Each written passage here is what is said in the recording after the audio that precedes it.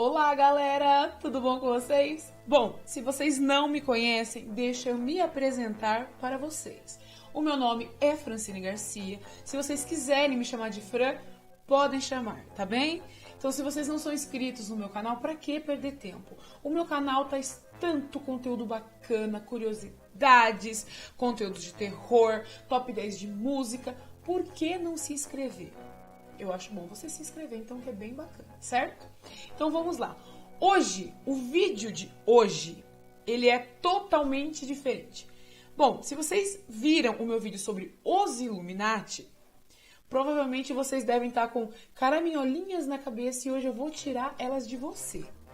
Tá vendo essa pessoa aqui, que pediu essa vez e essa vez? Bom, ele me pediu vídeo sobre os maçons e eu, vou fazer o quê? Eu vou atender porque é muito gratificante quando vocês vêm no meu canal e deixam os temas para mim estar abordando ao longo da semana.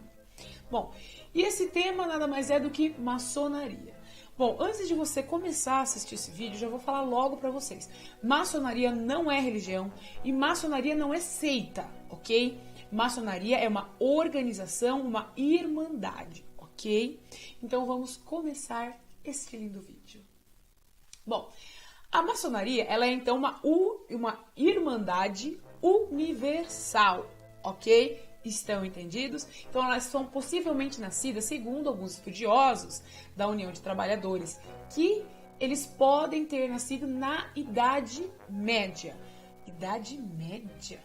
Bom, essas pessoas que acreditam que serão os primeiros maçons, eles se dedicavam a edificar catedrais. Eles então teriam o intuito da sua própria associação, conhecida como maçonaria operativa. Mas peraí, Fran, para tudo. Você tá falando pra mim que maçons são pedreiros?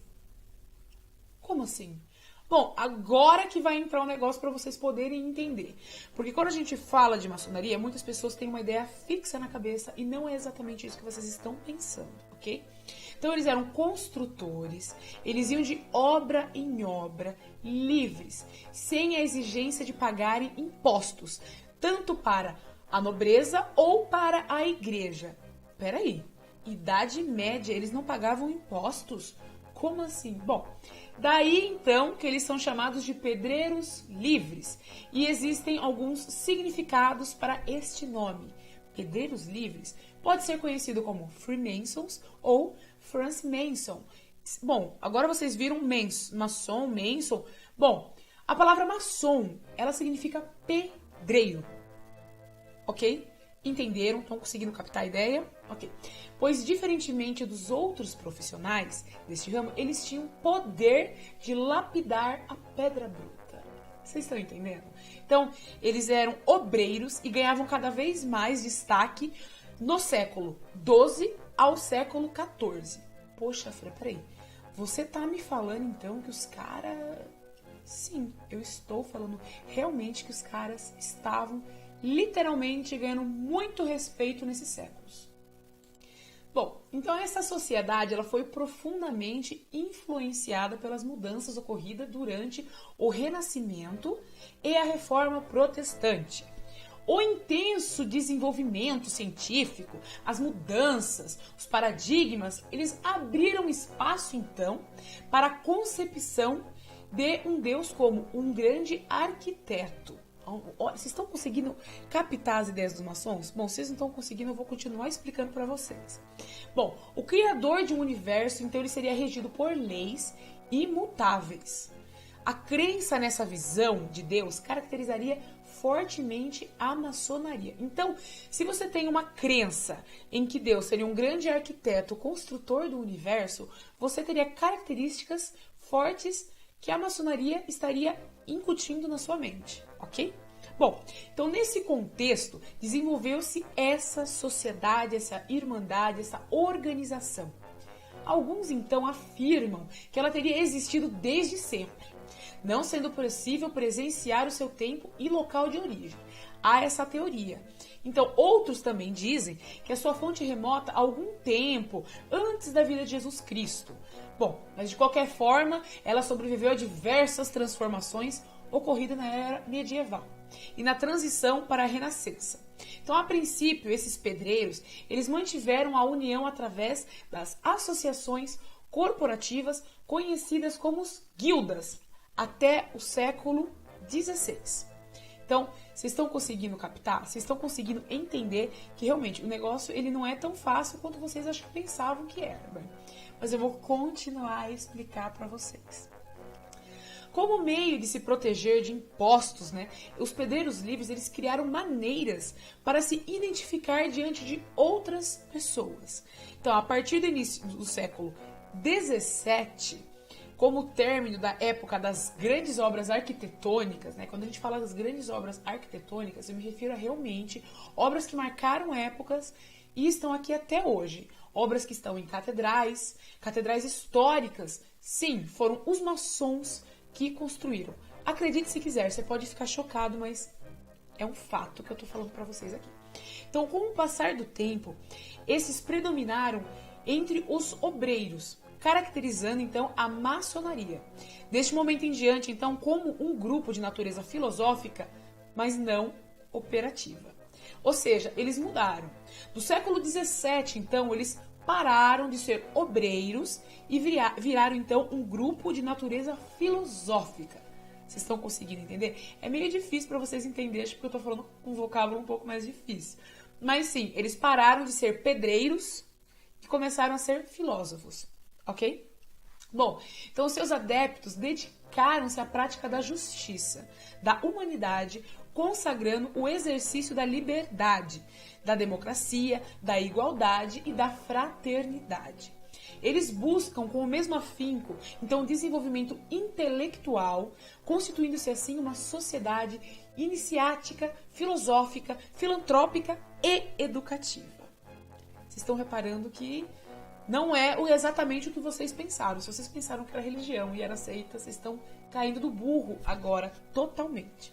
Bom, eles se reúnem em grupos conhecidos como lojas, também conhecidas como lojas simbólicas. Lojas azuis, lojas obreiras, todas autônomas entre si. Nelas se realizam então rituais de iniciação, ou seja, os ritos que permitem o ingresso de um candidato a participar da maçonaria, o qual ele atravessa várias etapas. Ele recebe sequência de graus de aprendiz, companheiro e mestre maçom. Vocês estão começando a reparar que não é uma coisa fácil de se entrar, concorda? É difícil e não é qualquer pessoa que pode entrar no meio da maçonaria. Bom, a maçonaria dá importância então sem igual à hierarquia e aos símbolos.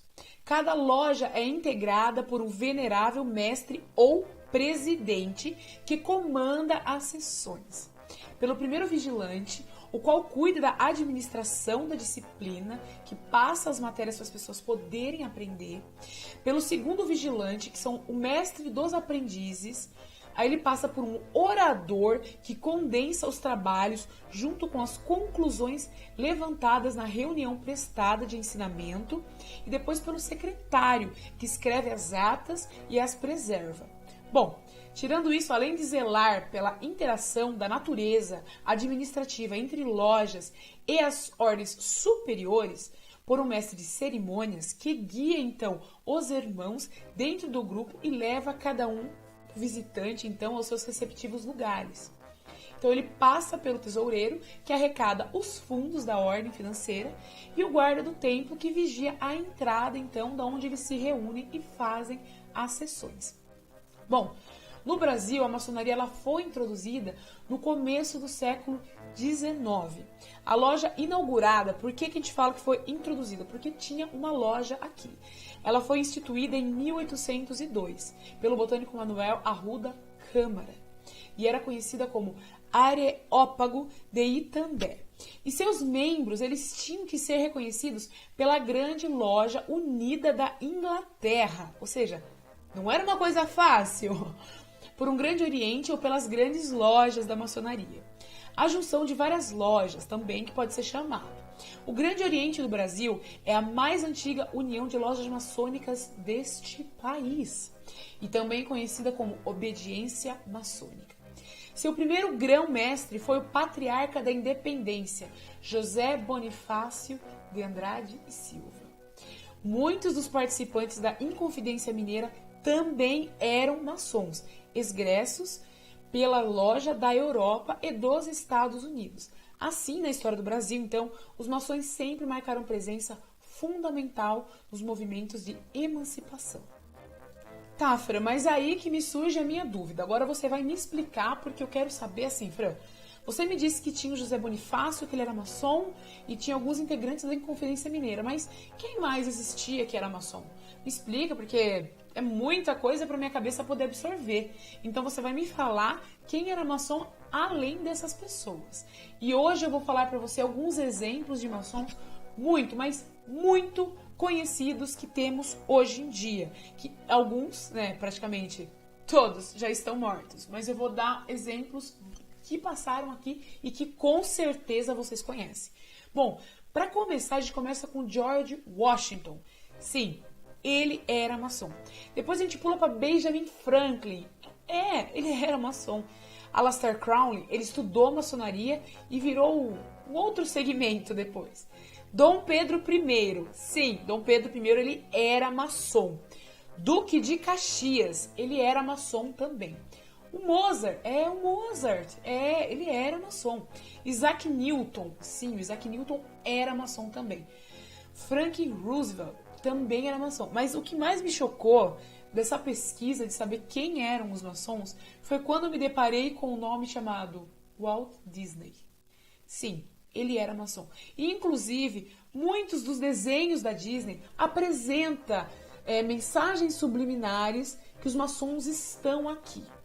E é isso que eu falo pra vocês, é uma coisa que vai mexer, mas vocês têm que estar ciente que a maçonaria ela não é uma religião, galera. Então, não adianta vocês colocarem a maçonaria como uma religião, porque ela não é. Ela é uma irmandade, uma organização, entenderam? Então, sim, existe a maçonaria ainda nos tempos de hoje. Muitas pessoas fazem parte da maçonaria, muitas pessoas estão aqui, às vezes, no meio mais conhecido, que não pode simplesmente passar os nomes, mas a maçonaria, ela carrega muitos segredos. Muitas pessoas não sabem os rituais de passagem como são. Muitas pessoas não sabem o que a maçonaria faz de fato. As pessoas não sabem o que acontece dentro da maçonaria, o que eles falam, o que eles pregam, o que eles ensinam para as pessoas. Então a maçonaria ela é um verdadeiro mistério, a gente não sabe. A única coisa que sabemos é que a maçonaria ela está presente e sim, as pessoas estão aí. E muitas pessoas famosas, pensadores, artistas e compositores estão no meio da maçonaria, como também em cargo governamental, como vocês podem ter visto na lista que eu passei para vocês. Mas é isso, galera. Gostaram do vídeo dos maçons? Entenderam o que é maçom? Vocês entenderam? Se tiver alguma dúvida, vem aqui nos comentários, eu posso tirar dúvida para vocês. Eu vou estar tentando ajudar vocês a entender esse assunto. Mas se vocês quiserem um outro tema, galera, os comentários estão aqui para isso, tá bom?